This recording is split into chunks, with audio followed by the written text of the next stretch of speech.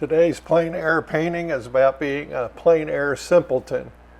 I'm usually so enthusiastic about every outdoor scene when we gather as plein air artists that I have trouble simplifying the painting.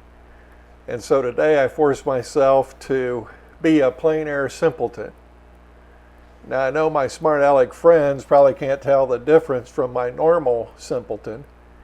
But what I did was I decided to use that little 5x7-inch panel, which required me to zoom in and simplify and find a scene that could be done a little less complexly. And I think it worked. Plus, I finished in about half the time. Paula Scott was our hostess at her Danville, Kentucky flower garden, and there you see the azaleas and irises all in perfect bloom, and it was a great day, 70-degree weather. So again, we had a gathering of the plein air artists of Central Kentucky and a nice turnout.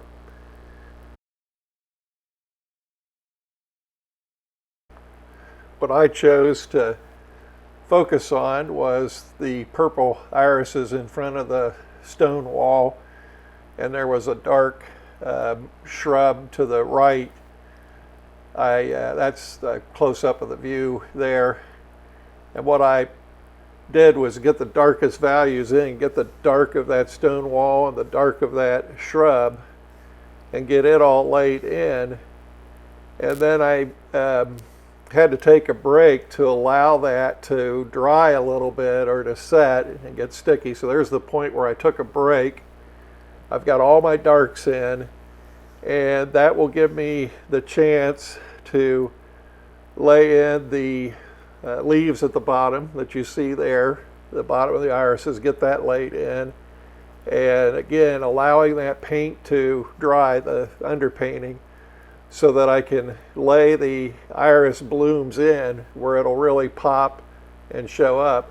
And I'm happy with the way that it turned out because I kept it simple. I want to show you what some of the others were working on, and then please stay all the way to the end to see how mine finished up. Thanks for watching.